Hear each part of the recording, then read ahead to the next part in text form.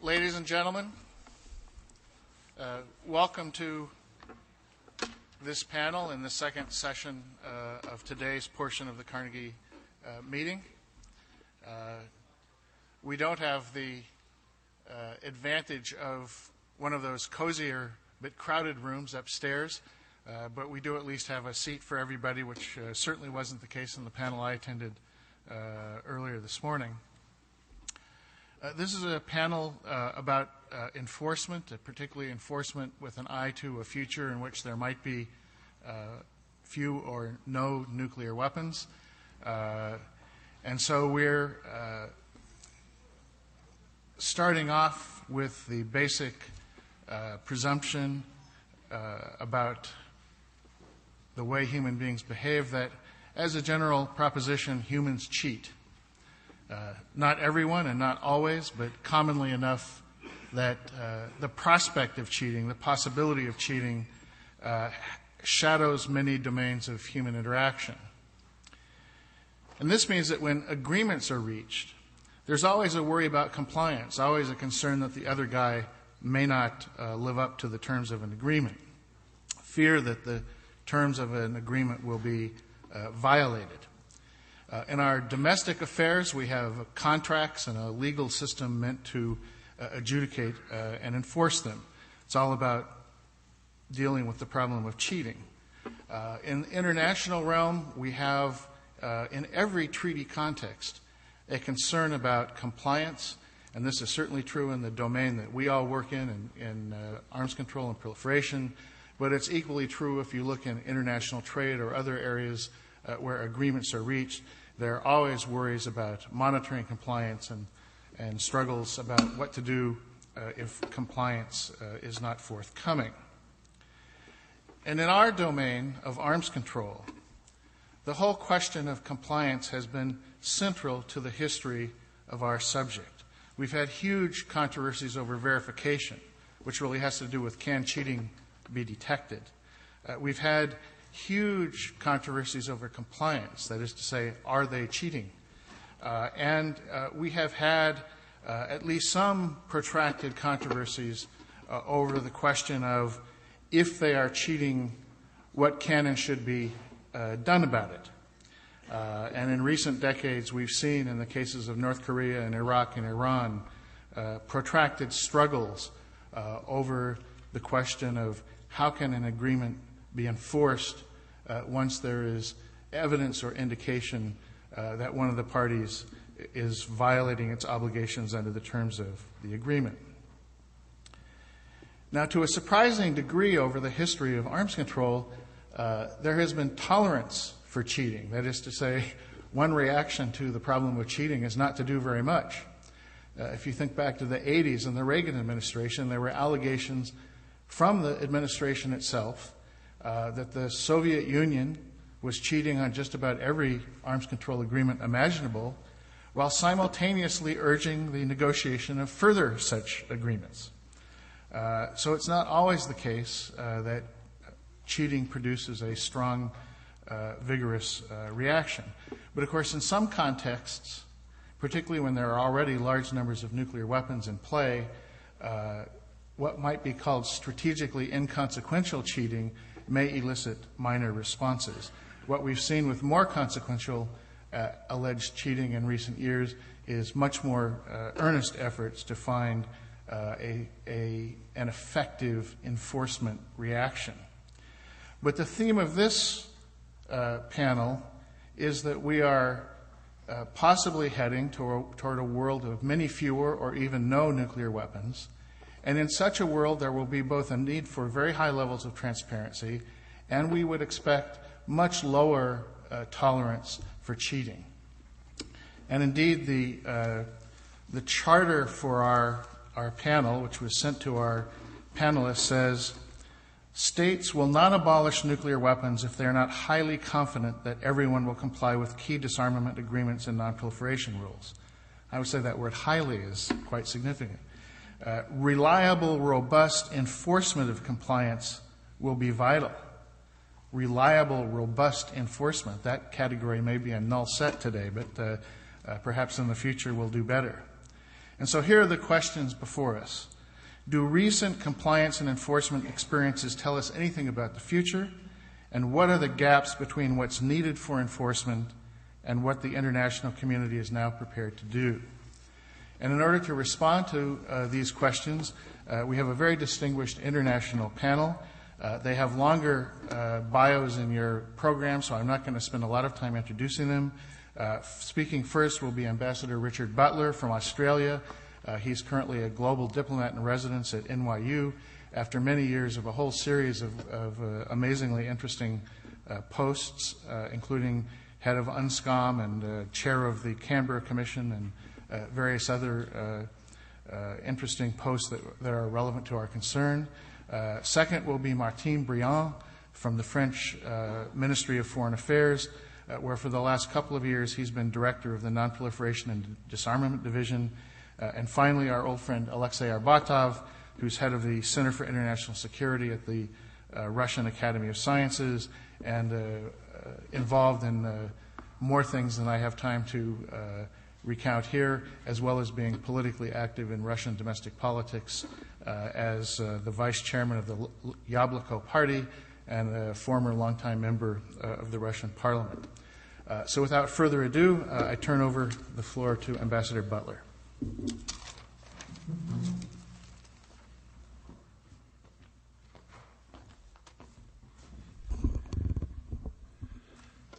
Thank you very much.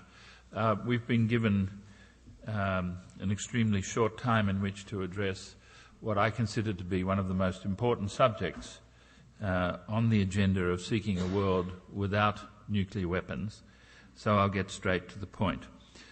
What we will need in such a world is a very, very effective system of verification of compliance with whatever instruments have been adopted to bring that world into existence, and a reliable system of enforcement against those who may have decided to defy or cheat upon the system.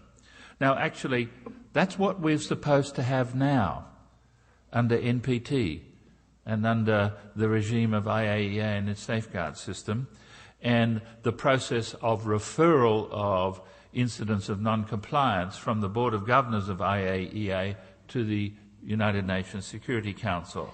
That's what we, in theory, have now. And this means two things now and two things in the future. There must be a level of technical competence and objectivity in the verification system in which all can believe. If that competence and objectivity, and we've seen distressing examples recently of lack of objectivity, particularly in the case of Iraq, if people cannot believe that the reports that are being presented with respect to compliance or non-compliance are not themselves technically competent and objective, then they will lack credibility. We can't afford for that to be the case. But almost as important as that, some would say more important, is the existence of a political will to act upon any reports of non-compliance. And sadly, ladies and gentlemen, I think this is the area in which we are incredibly deficient, have proven to be deficient, possibly will prove to be deficient at the Security Council in New York today, and it's the part that we need to change. Today's system, as I've already said, is essentially based on the International Atomic Energy Agency's safeguards and inspections system, and I'm not sure that there would need to be in the future a very great change in that, other than to give the agency much more money and a much stronger ability to carry out the task. It is stunning to me, in my 30-odd years of experience of the UN and its family of organisations, that this one, that I consider to be possibly the most efficient of all, is as poorly funded as it is. It needs more support, it needs more money, and I'm sure in a world that President Obama has described and set out for us, that may very well be the case. But I don't in principle see particularly why the IAEA safeguard system and procedures of inspection and verification should change, other than to be enhanced. But what I do see is a profound need for change in the enforcement mechanism, which is essentially based upon the UN Security Council. The UN Security Council is out of date. It's deeply flawed, and it essentially doesn't work. It did work with respect to the consideration in 2003 of enforcement of Iraq's obligations, in the sense that the majority of the Council, including a couple of permanent members, said that Iraq should not be invaded. They did their job properly, but they did not and were not able to prevent the illegal invasion of Iraq principally by the United States and the United Kingdom. And what that highlights is that the continuation of a Security Council dominated by a particular five, all of whom individually have a veto, will be inadequate, will not be able to do the task that we need it to do in the future, on the assumption that it might receive objective reports saying that a state or a non-state actor, but in particular a state, is not in compliance with the arrangements we've made for a world without nuclear weapons. The possibility that that council, with those five and those vetoes, would actually exercise the political will required to take clear and effective action on a report of non-compliance, I think, is extremely small. And may I say, as an aside, I speak to you in these terms as a survivor of UNSCOM, Baghdad, and the Security Council, with which I dealt on a daily basis during the crisis with Iraq in 1998 and 99. I was also present in the Council, and I don't wish to be beastly to China, but I was present in the Council when China vetoed the sending of 200 police officers to Port-au-Prince in Haiti. Has anyone here been to Haiti? I've always thought of it as something like Dante's Inferno, something like hell on earth. It is a desperately poor and troubled place. And there was a proposal that 200 police officers be sent to Haiti to help them keep law and order in Port-au-Prince. China vetoed it because in the prior week a Taiwanese trade delegation had visited Haiti. That's an abuse of the veto that is intolerable. It was never intended by the founders of the UN in San Francisco, and it's something that has repeatedly characterized the work of the Council in the past 50 years. We could not tolerate and should not tolerate such behaviour in a world that we are framing to be without nuclear weapons. So we need to design a system for enforcement that will work. And the only way I think we can do that is by either a full-scale reform of the Security Council, which means its constituency, those who make it up. It means its decision-making methodology, that is, whether or not there should be vetoes, and I suspect there should not, or whatever other means the world is prepared to accept to make a modern and effective council prepared to act on objectively crafted reports of violations of a world without nuclear weapons. Another alternative, and I've proposed this in my book, Fatal Choice, which is now out of date. I think you can get it on Amazon. I don't know where else. 5 minutes. There you go.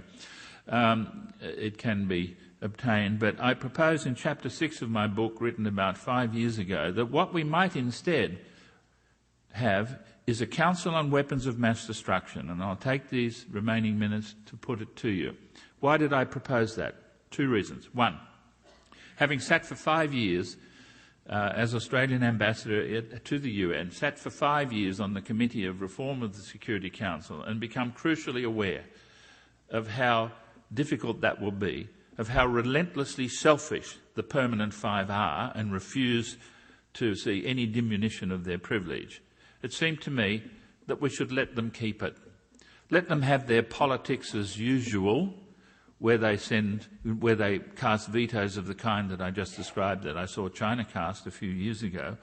Let them continue to have their politics as usual, but let us try to create another body parallel to the Security Council, which in my book I've called a Council on Weapons of Mass Destruction, but in particular nuclear weapons, in which there would not be vetoes, and which would hive off the issue of a world without nuclear weapons, take it away from politics as usual. Let us create a council that receives the objective reports from IAEA, or maybe the Chemical Weapons Convention as well, receives the objective reports and considers them without the threat of a veto. I don't know how many members this would be, the size of the Board of Governors of the IAEA, for example, but made up of relevant countries with a commitment, aside from politics as usual, to implement the treaties preventing the possession of nuclear weapons. No vetoes, majority or two-thirds decisions to bring about implementation of what I think we all want. And I put it to you seriously that this might have a possibility of working where reform of the current privileges and arrangements of the Security Council may not. The last thing I want to say about this, and I hope that we can enter into discussion about it, is on timing. This consideration, the consideration of how we can get around the dinosaur of the Security Council created in 1945, and how we can treat the problem of nuclear weapons with the speciality that they deserve, this consideration should start now. It should be part of President Obama's global conference next year. We should start to build the enforcement mechanism we need even before one nuclear weapon has been removed. Why? Why should it start now? For two reasons. One is that no one will participate seriously in the removal of nuclear weapons unless they have this. And indeed, why should they? No one will do it, especially countries such as India. Why should they give up their nuclear weapons while they continue to be in the B team? Why shouldn't they have a seat at the top table being the table through which we maintain a world without nuclear weapons? We need to start to build this now. It won't be easy. It'll be a very difficult negotiation. People will be very unhappy about there being no vetoes, for example.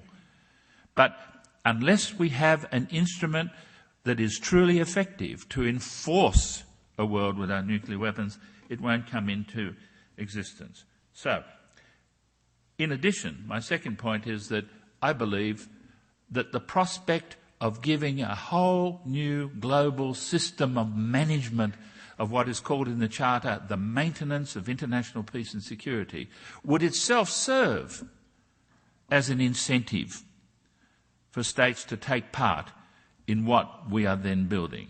So, that's my point. We will need an enforcement mechanism different from what we have today.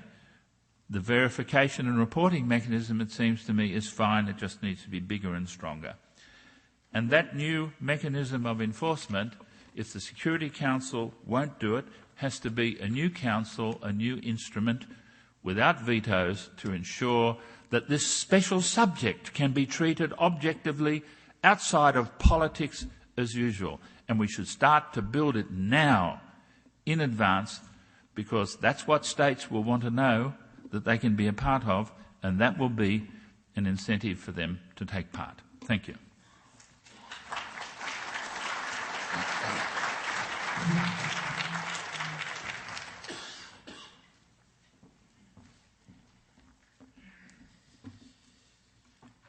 Nobody really pays attention to it, but we are supposed to live, in theory, in a world free of chemical weapons, and also in a world free of bioweapons. But reality is that those norms, which are very widely supported, are not properly enforced.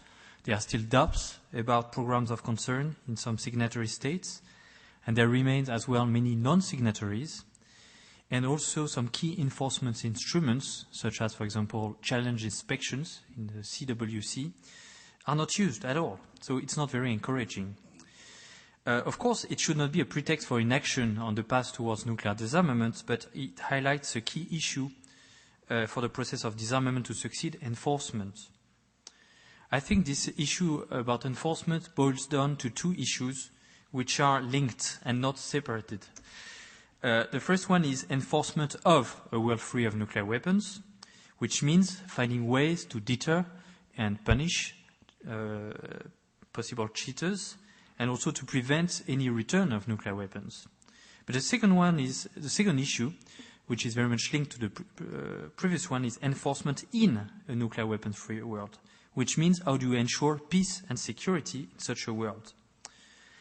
There are many calls these days in favor of a nuclear weapons-free world, and it's perfectly understandable. But the question is this the ultimate goal, or is the ultimate goal to have a safer world which would allow for the elimination of all nuclear weapons while guaranteeing peace and stability? I'm asking this question because, I would say a bit in a provocative way, we saw twice in 1914 and in 1939 what happens in what was then de facto a nuclear-free world, where we had no robust collective security mechanism, and at the same time major power competition. And of course this is not a future we want to see. So I will first say a word about what would be needed, in my view, in terms of enforcement to achieve those two goals, enforcement of the nuclear-free world and also ensuring peace and security in this world.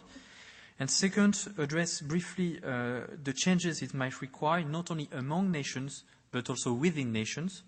And third, look at what our experience with dealing with current proliferation crisis can teach us about all this. So first, it's obvious that a world without nuclear weapons is a world in which there will be an extraordinary premium for cheaters, extraordinary benefits. And to be deterred from doing so, they would have also to face extraordinary risks.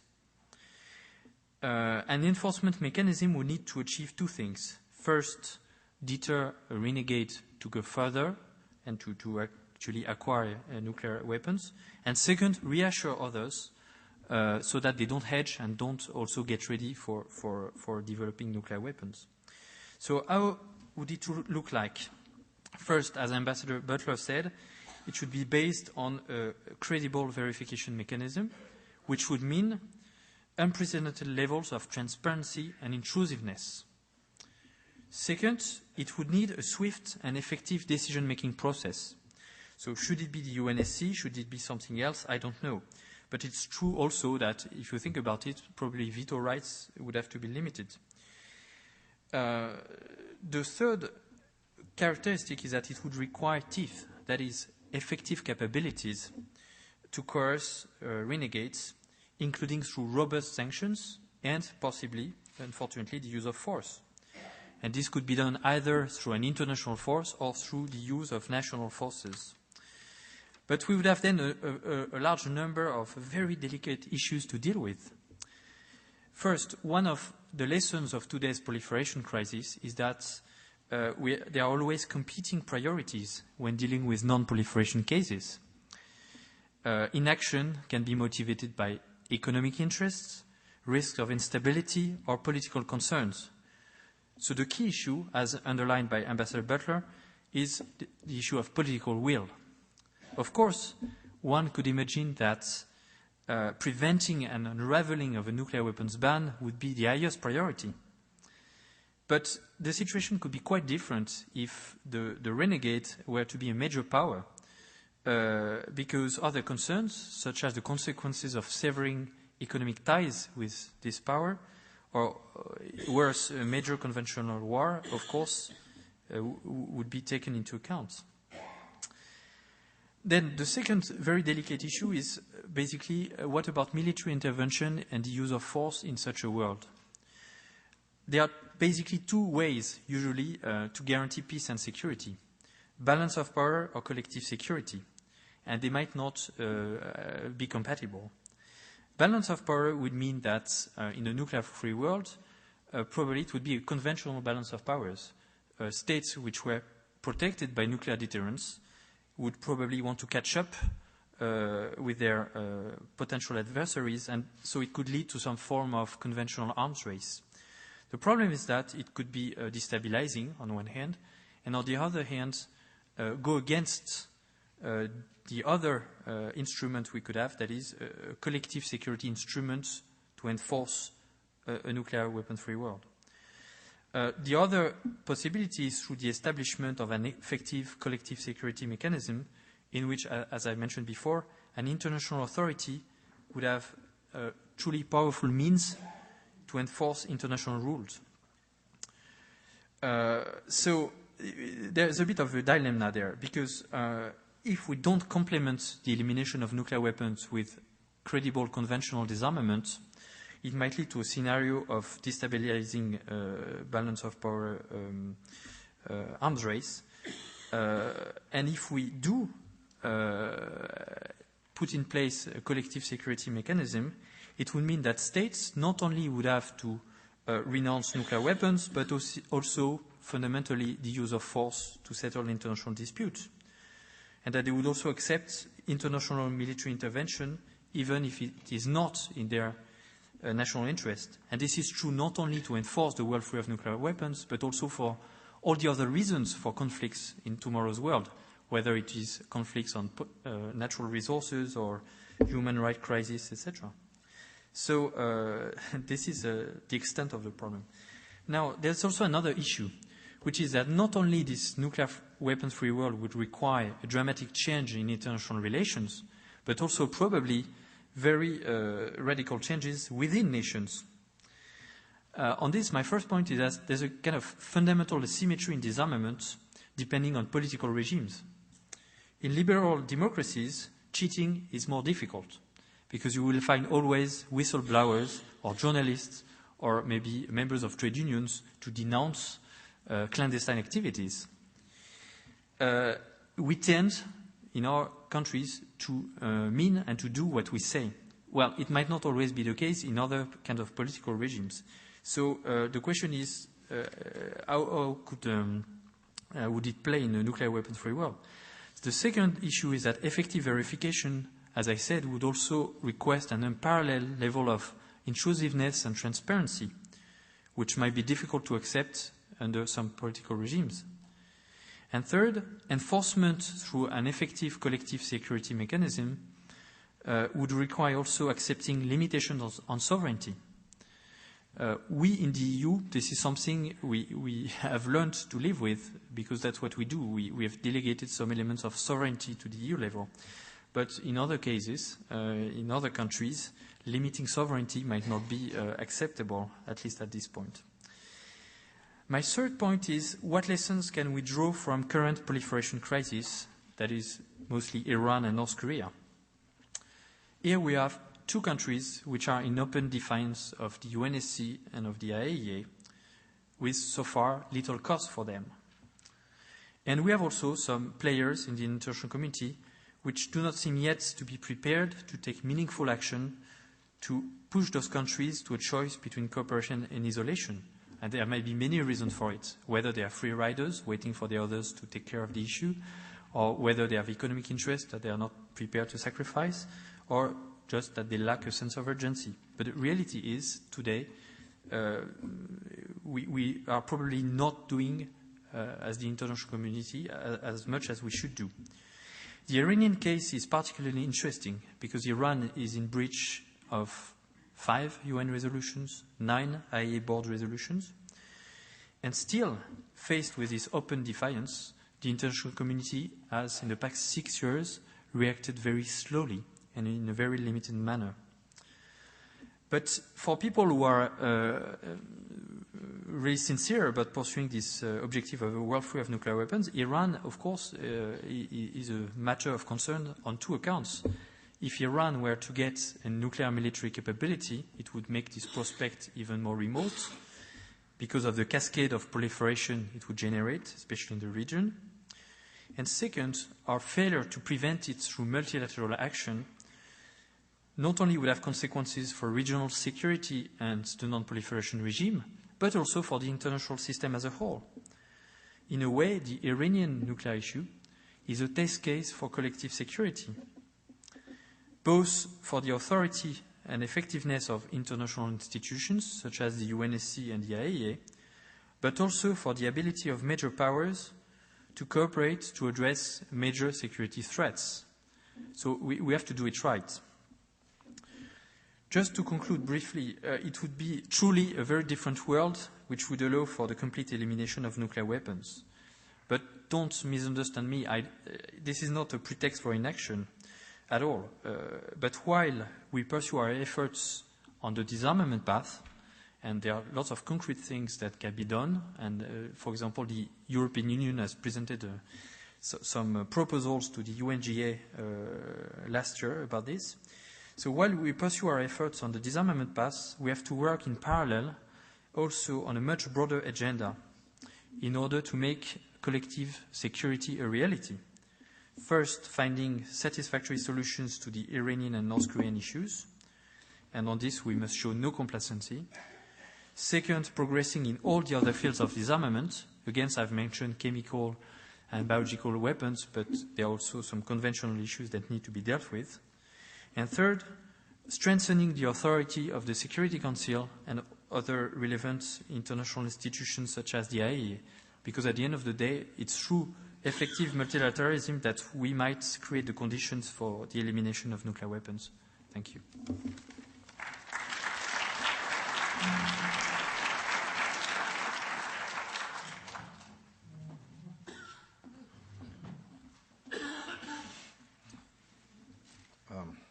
It's a great privilege to participate in this conference, and I wanted to say, to add to what Steve said about my affiliations, that one that I appreciate very much is being in Moscow Carnegie Center and running nonproliferation project there. Yesterday, we heard and saw a very inspiring speech by President Obama, which actually launched the spirit, created a very good spirit for this conference. I like that speech very much. I have only one reservation about it. In the list of cities that might be targets for terrorists, on the American side, it was New York. On the Russian side, it was Moscow. I suggest to make it more balanced, and on the Russian side, to have St. Petersburg.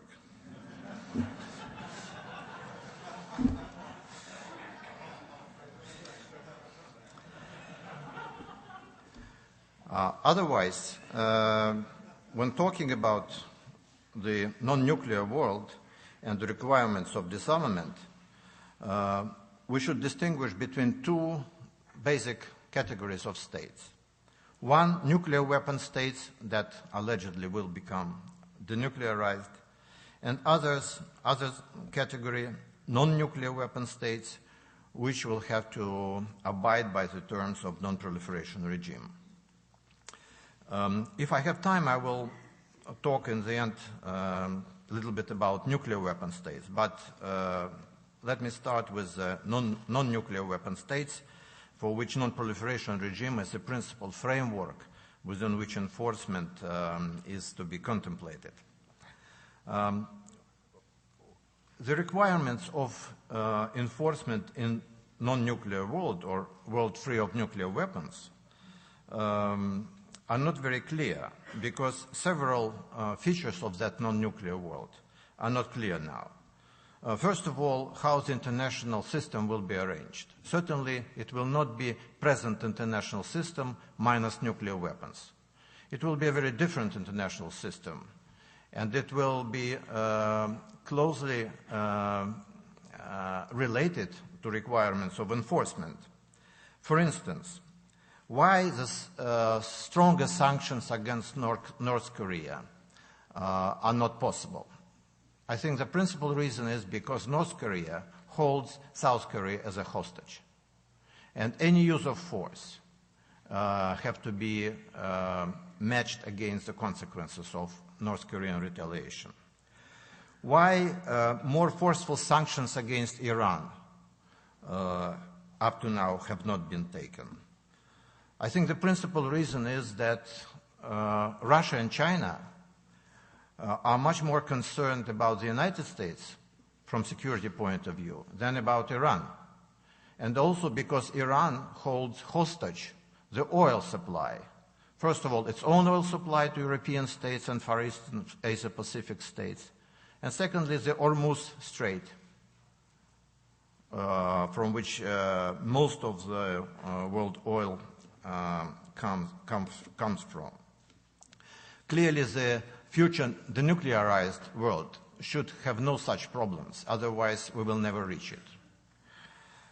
Second point is that it's not clear how the international institutions will be organized.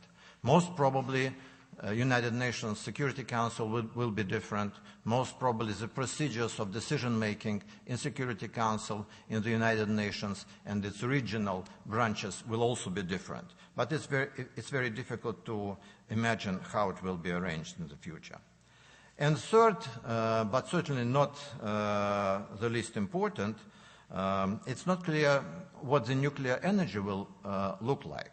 Whether the nuclear energy will be internationalized, in particular nuclear fuel cycle activities, whether GNAP or next generation of nuclear energy will be much safer and will present potential cheaters with much fewer opportunities to cheat.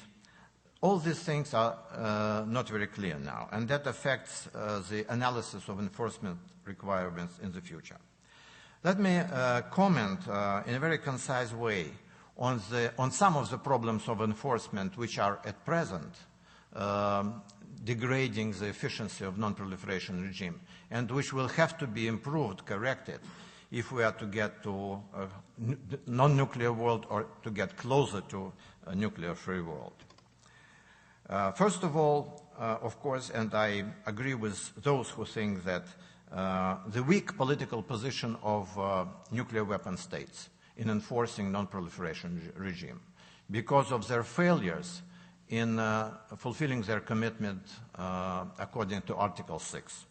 I would add to that one observation which is not often discussed. During the 90s, non-proliferation regime achieved great results. More than 40 states joined, including China and France. Several potential nuclear weapon states either voluntarily gave up nuclear programs or nuclear weapons, like South Africa. Some were deprived from that by force, like Iraq. Others negotiated, like Ukraine, Kazakhstan, and Belarus. Indefinite prolongation of the treaty, addition protocol 1997, and a number of other achievements. All that was done against the background of historic tremendous breakthrough in nuclear disarmament, which started with INF Treaty in 1987 and then proceeded through Conventional Force Reduction Treaty, START 1, START 2, START 3 framework, delineation between ballistic missile defense, chemical weapons convention, negotiations on fissile material cutoff, negotiations on the protocol on verification to bacteriological weapons. Then the decade that started in the end of the 90s made most of those achievements in nuclear disarmament a failure. Now look at the picture now. What is left of those achievements of the 90s? Many treaties were dismantled, some never entered into force, others are under threat of being abrogated, and non-nuclear weapon states feel cheated on their commitments that they made in the 90s. That has certainly to be improved, and very quickly, because 8 years were wasted for this effort, and now we have to work as hard as possible to make up for this gap. And hopefully it has already started with agreement between Russia and the United States on START 1 follow-on. Now the second important issue is that there are three kinds of double standards which operate in nuclear non-proliferation regime system and institutions and policies. One is that nuclear weapon states have many other foreign policy priorities, which are sometimes much higher than non-proliferation. Economic priorities in exporting nuclear technologies and materials, priorities dealing with their concerns about security, which, as I mentioned, for instance, in Russia, the highest security priority is NATO extension, American ballistic missile defense in Europe plan, and not non-proliferation. China has its own priorities. So the second double standard is that the attitude towards actual or potential violators of non-proliferation regime are very heavily shaped by whether they are allies or enemies of the P5 countries. And that is why to allies the attitude is very different than and partners, and than to those who are considered to be enemies. I will not give you examples, they're obvious and there are numerous. And the third double standard, which also is very seldom discussed, is a double standard between violators. Look at how we deal with North Korea and with Iran. North Korea was permitted to violate non-proliferation treaty, to threaten withdrawal, then to withdraw, violating Article 10 provisions, then explode nuclear device. And everybody is negotiating with it, and it's promised a lot of benefits if it agrees to return to non-proliferation treaty. Iran looks at that and makes its own conclusions about that. And this double standard between the two countries is something which undercuts a lot a policy towards Iran and Iranian violations. With respect to other things, I think that it's very important to have efficient combination of sticks and carrots in order to enforce non-proliferation regime. I do not have time to elaborate in detail. I'll just list them. Universalization of additional protocol 97. It certainly requires cooperation of nuclear suppliers group that would include provision of ratification of additional protocol as a condition for all future deals on nuclear materials and technology. Article 10, withdrawal provision. It has to be provided with legal interpretation that would make this withdrawal a very difficult and very well qualified process, not just like North Korea did with that. For instance, an emergency conference of non-proliferation treaty members has to be convened whenever there is a threat of withdrawal. The case should be transferred immediately to United Nations Security Council, according to Chapter 7 of UN Charter. Certainly, withdrawal to cover tacit violations and withdrawal to use non-proliferation treaty benefits for military purposes has to be excluded as well.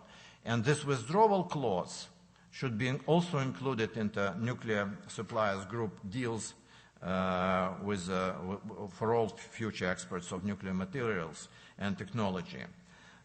Proliferation Security Initiative has to be expanded to cover air traffic, to cover land traffic, but certainly it has to be elaborated so that it doesn't contradict international law and so that UN Security Council can operationally manage this activity. Multilateral nuclear fuel centers. It's a great idea. The problem is that the problem is in details. In order to provide incentive for the countries to use multinational fuel centers instead of developing their own enrichment and reprocessing, you have to provide them the benefits. And providing them the benefits, in particular economic benefits, will run against market considerations because international market provides capability of buying all technologies and materials a country may need. In order to make this country buy from multinational fuel centers, you have to sell at discount price. And who will pay for the price? Who will agree to have activities like that? and a number of other things. Now, to finalize what I say, it would be unjust not to address the enforcement problem related to nuclear weapon states. And here, a lot depends on how we start the process of disarmament, because we can have follow-on to start one which will open the way to further reductions, or which will close the way to further reductions and further disarmament. In particular, if the reductions are done by relocating a lot of nuclear warheads from missiles and bombers to storage sites, there will be a huge reconstitution capability, in particular with the United States. And moving further along this road will be resisted by Russia very much. Also, circumventing the strategic arms reductions through developing conventional precision-guided counterforce capabilities would also stab this process dead in the water after the first agreement that we may reach by December or shortly after December. Certainly political enforcement will be important for nuclear weapon states, because that will be linked to non-proliferation regime, and that will be a serious deterrence against violating nuclear disarmament measures.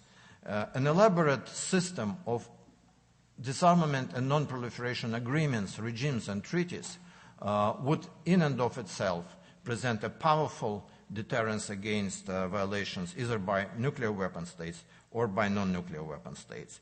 That system was largely dismantled during the previous decade. Now we are facing the task of building it anew and making it much more effective. Thank you.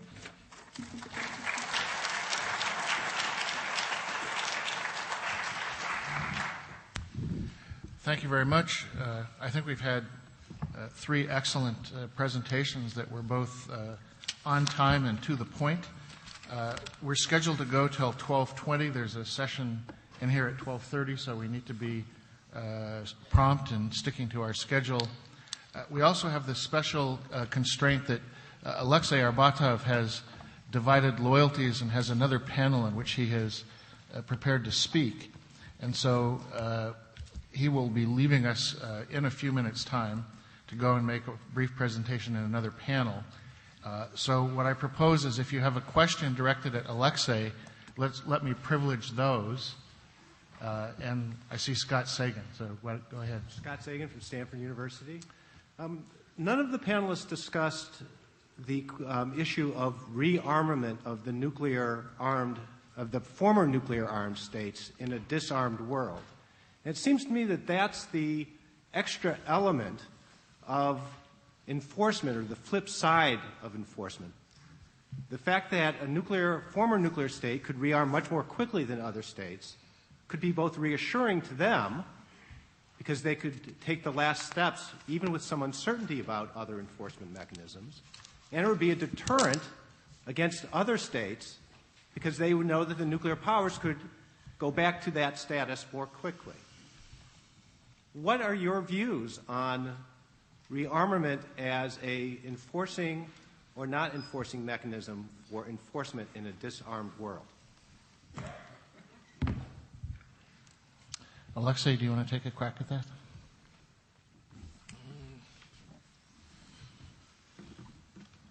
Well, by definition, nuclear weapon states, after they disarm, will have great advantage compared to non-nuclear weapon states. But I think that the way to enforce their not doing that, not going for rearmament, would be the recognition that non-nuclear weapon states may violate non-proliferation regime in case they do that. Once we reestablish the link between Article 2.1 and Article 6. That would be the major incentive and enforcement for nuclear weapon states, as far as I understand it.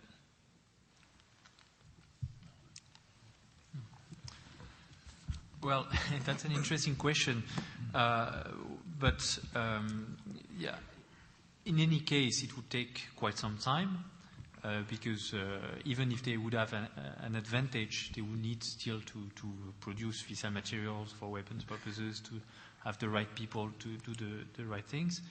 Which means also that knowing that, if the possibility was there, they could also prepare for that.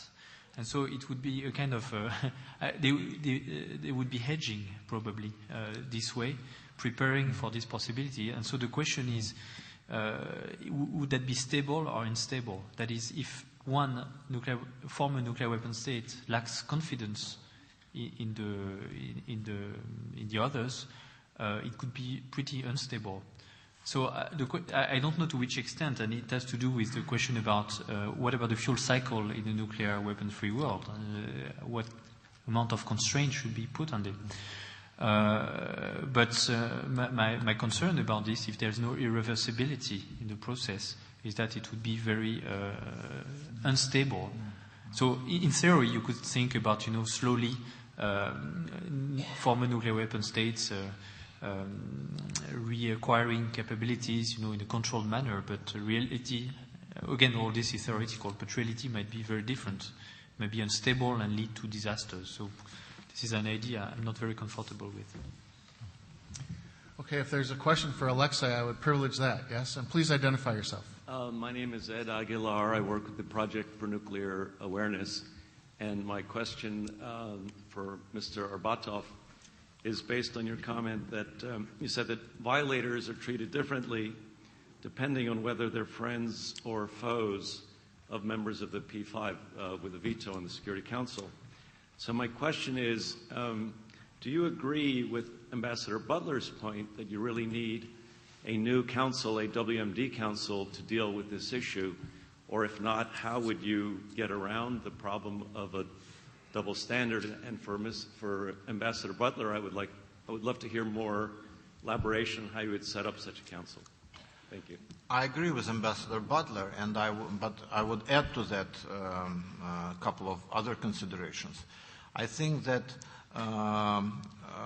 foremost, the nuclear weapon states have to remove those security concerns which they may have against each other, so that they can put non-proliferation much higher on the top of their security priorities than they can do now.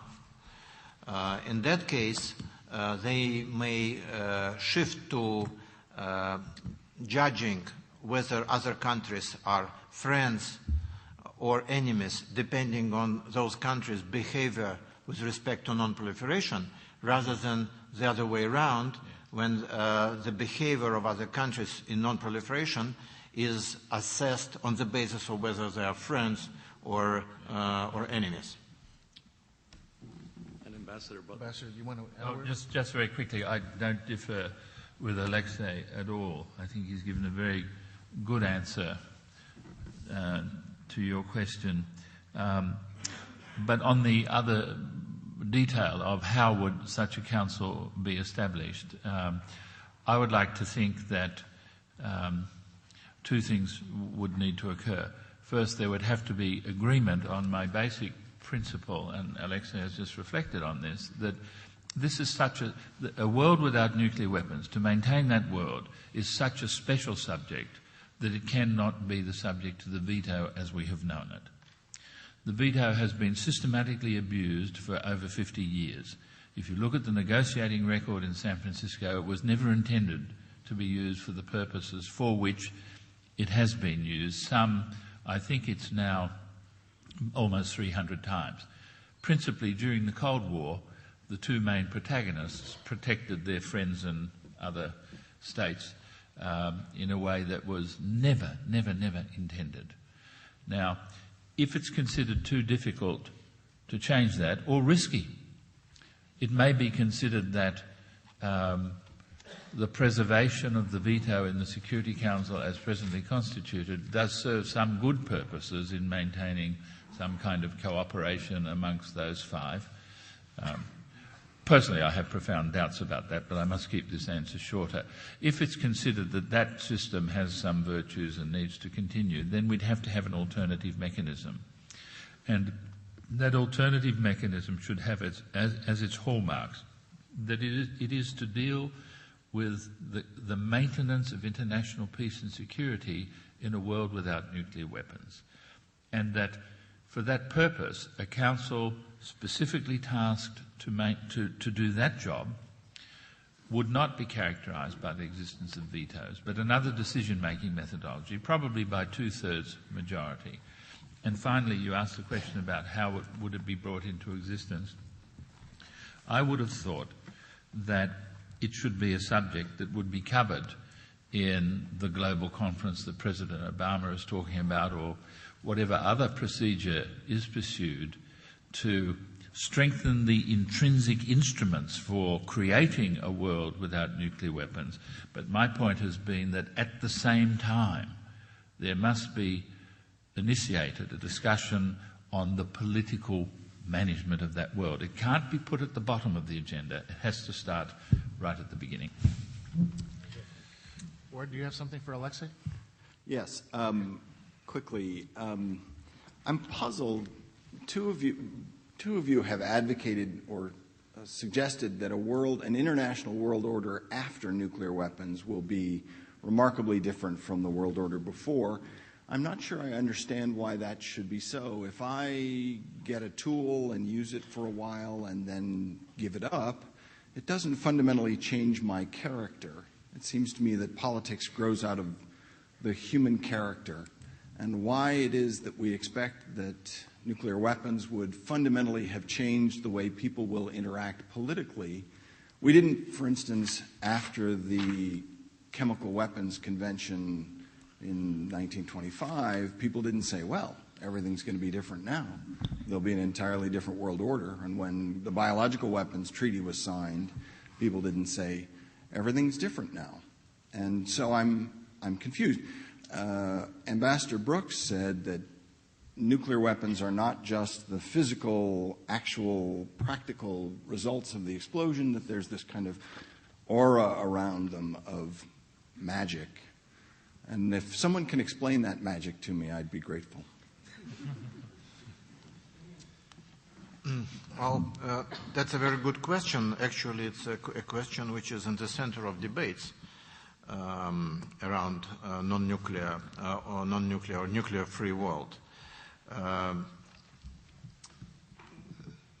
think that everybody would agree that we want to have nuclear-free world, not in order to have the world free for large conventional wars or wars with the use of weapons based on new physical principles.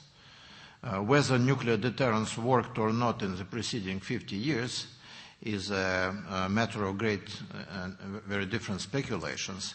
But the fact is that, fortunately, the Third World War never happened. And we have to make sure that such war doesn't happen without nuclear weapons in the future. And that means having very different, restructuring profoundly security relations among big states. Now, second point, we are concerned about nuclear proliferation primarily in several regions. And the incentive to acquire nuclear weapons for countries in the Middle East, Southeast Asia, South Asia, maybe in Latin America, may be the fear that at a regional level their security may be jeopardized either by their neighbors or by great powers. So in order to to achieve their cooperation on non-nuclear world and non-proliferation regime, we have to address this problem as well. That means that the whole structure of the international system as we know it and as it operated not during the last 50 years, but during the last 2,000 years, will have to be changed through making supranational institutions much more influential in providing security for all. Otherwise, some big countries and many small countries will never cooperate in moving towards the world free of nuclear weapons. As for chemical weapons convention, it's a good example, but I think that a very serious precondition which worked in favor of chemical weapons convention was the existence of nuclear weapons, which made chemical weapons superfluous and really not so important for security. You wanted to work on that? Yeah, just very quickly, thank you for what I think is a brilliant question to which I don't know the answer. But I think we should all think about the question. I just want to add to what Alexei has just said, with which, again, I agree. These things from the Canberra Commission on the Elimination of Nuclear Weapons, and I beg people to internalise this and think about it. The Commission stated, one, that as long as nuclear weapons exist, it is inevitable that they will be used, either by decision or by accident. And today, I think we could also add by intervention, external intervention, such as a hacker getting into the control systems and sending a signal that weapons have been launched. So, one, as long as nuclear weapons exist, it is inevitable that they will be used. Two, any use of them will be a catastrophe, ecologically, politically, morally. And thirdly, as long as they exist or held by any party, others will seek to acquire them. That's what we in the Commission call the axiom of proliferation. And proliferation increases the other two things, the possibility that they will be used. Now, beneath your question is why? What makes them different? As I said, I'm not quite sure that I know the answer to the question, but I know this. Nuclear weapons are not just a bigger pop gun. They really are qualitatively different in terms of the damage, enduring damage that they can cause. There is a credible study available now that shows that if 4 nuclear weapons were used in India, Pakistan, one fired, the other retaliated, another one, and then another, and then they decided to stop because 1 million people were already dead, nothing would grow in the earth. No crops would grow in the central agricultural districts of those two countries for 5 years. That means starvation. Chemical weapons or other conventional weapons don't have that effect. And I strongly suspect that the answer to your question is that because of this peculiar character of nuclear weapons, that they mystify people. They give the sense that you can be dominant or all-powerful. They convey a certain sense of prestige, of muscularity. Some women would say testicularity. That is unique to them. That is presumably an issue that needs to be addressed in addition to, that's your question as I understand it. It needs to be addressed in the psychology of humankind in addition to the more practical issues that we've been discussing. Very good. Well, we're down to our last 15 minutes, so we need to cycle through quickly if I'm going to be able to recognize everyone who's standing next. And please identify yourself. Jessica Varnum from the James Martin Center for Nonproliferation Studies. And my question is with regards to the verification system that would be in place. And you all mentioned the need for an unprecedented level of access and transparency in order to verify at the warhead level. So my question is what the structure of that mechanism should be in terms of its membership, if it should be only nuclear weapon states or also states that do not possess nuclear weapons. Because certainly we've seen, on the one hand, there's a need in the non-nuclear weapon states for a level of confidence in the credibility of the mechanism. On the other hand, if you look at the CTR example, there's a lot more willingness, I think, on the part of nuclear weapon states to allow that level of access and transparency with other nuclear weapon states than with states that don't have those technologies. I think one should make a distinction between two phases, the process leading up to zero and zero. The process leading up to zero, you would have certainly the same constraints as you have today in terms of not proliferating when you verify. There are some activities that can be verified by the IAEA, and then some others you prefer not to actually show everything for obvious reasons. So I guess that would make a difference. And then if and when there are zero nuclear weapons left, I guess what you would verify basically would be dismantled installations, dismantled missiles and weapons, and then probably it could be more open to the broader community. I think there really should be a distinction between the two. Very good. I've just been signaled that we're down to our last 10 minutes, so why don't I take a couple of questions at a time, so particularly since the line is still growing. Yes, sir. Dave Thompson, Los Alamos Committee on Arms Control. For Ambassador Butler, I like your veto-free council. Will you have it also include the function of mutual security for the nations for all nations? Yes, ma'am. Patricia Lewis of Centre for Sorry, Patricia, I couldn't see you. That's okay, Steve. Centre for Nonproliferation Studies. I'm not wearing red, that's true. Fairness in human society. I think we need to address this issue. Research in a wide range of animal species indicates that wide disparities, for example, in access to resources, in status, causes huge amounts of stress and decreases the overall health in that society. And yet we as a species seem to want to always organise ourselves as with privileged leaders, with those that have, those that don't have, whether that be within our own societies or internationally. So my question is, how do we address the underlying problem of fairness, unfairness, expectations, resentment in the international order? And would you juxtapose that with the way we seem determined to organise ourselves all the time to increase that disparity? And could we enforce, in fact, a regime with more fairness in it? And gentlemen, we need brief answers to that modest question.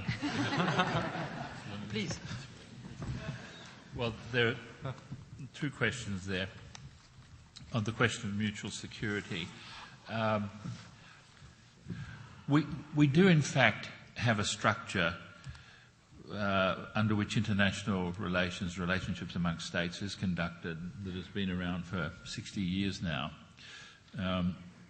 which I think it's worth recalling to you. And obviously it provides for the assurance of mutual security. And that structure, it almost sounds schoolmarmish to say this, but it's worth recalling. It is the Charter of the United Nations, and it's really a breathtakingly simple document. It acknowledges that conflict will take place between states, the main actor in the Charter being the sovereign, self-determined, independent nation-state. It acknowledges that conflict will take place and says that the fundamental obligation is to settle conflict by peaceful means. Secondly, it enjoins, if it has one truly basic obligation, it is that states must seek to cooperate with each other. And as it starts with the words, in order to save succeeding generations from the scourge of war, you see how familiar I am with it, I can quote it. It indicates that one of the highest duties of states is actually to seek peace. Now, what we're talking about here today is a new world, and I think all on this table are agreed that it would be a very different world from the one we've lived in the past. And I think because nuclear weapons are so special, if we are eliminating those weapons, that would be a good enough reason to create a new world. That world, I suspect, shouldn't operate on any other basis than what you find in the Charter: cooperation, mutual security, and so on. The problem has been is not that the Charter itself is wrong, but that people have systematically failed to behave in conformity with it. In a nuclear-free world, nuclear weapons-free world, I would suspect that that might be easier. Patricia Lewis's question about fairness is much more complicated. I'm a great fan of the late, great John Rawls, the philosopher at Harvard University who wrote the book on justice, who described justice as fairness. Essentially, it's fairness. And I think that I don't like human nature arguments very much at all. I think they're greatly overused, especially by people like the National Rifle Association, who say that it's in human nature to carry a gun. But I do think that there are some basic considerations. The existence of greed seems fairly permanent. as we've seen recently. But my favourite is fairness. I think John Rawls was right. I think fairness is elemental.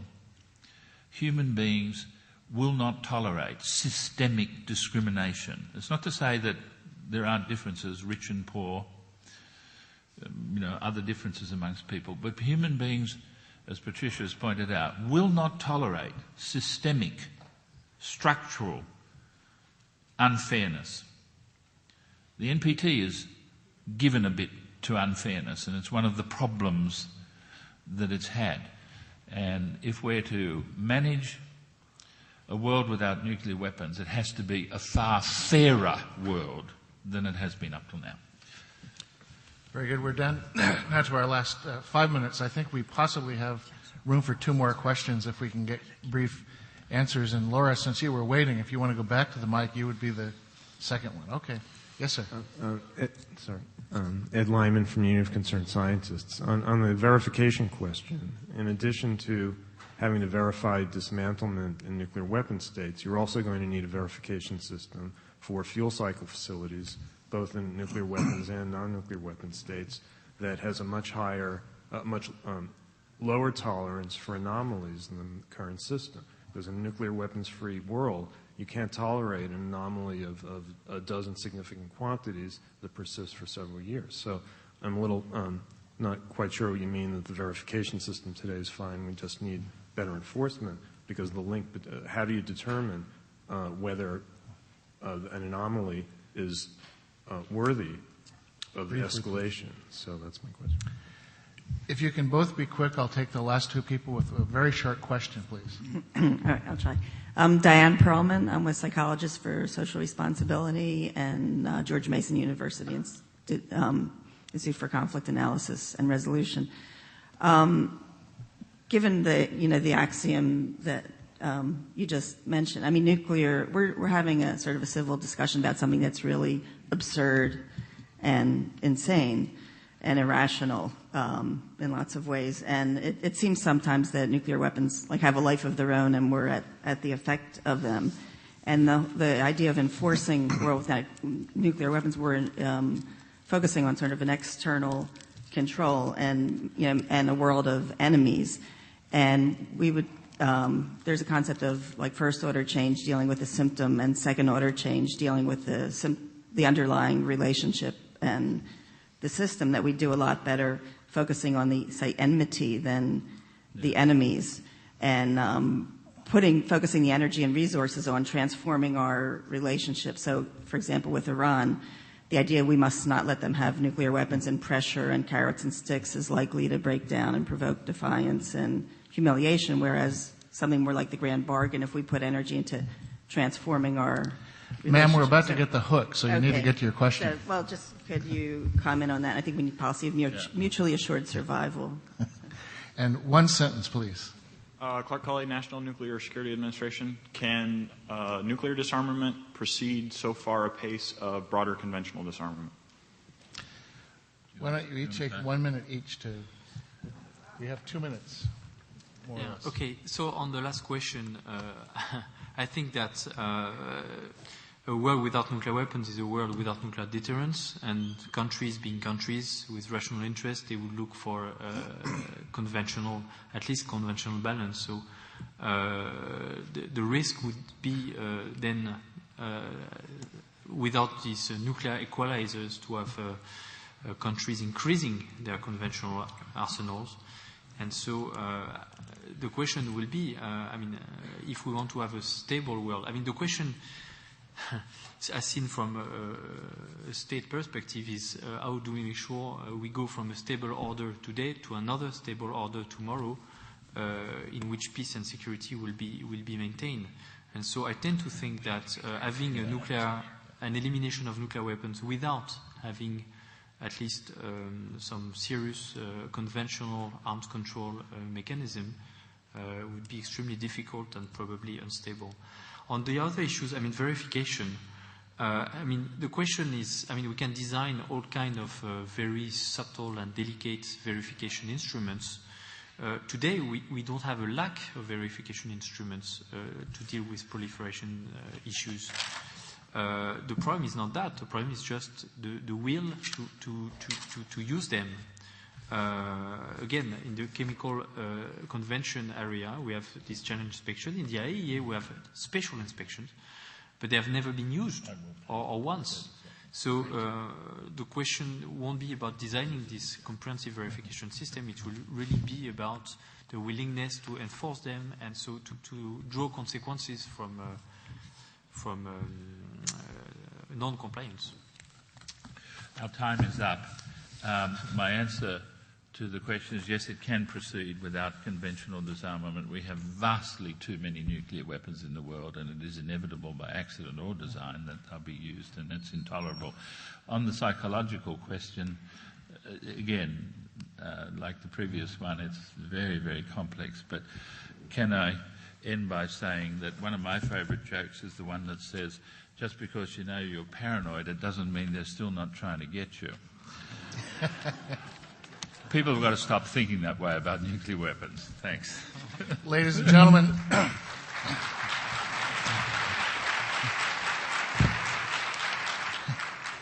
thank you very much. I think it's not often that we walk out of a session having heard a memorable coinage, but it seems to me that we can all carry away from here the notion of testicularity as a distinctive feature of the nuclear age. Thanks to an excellent panel.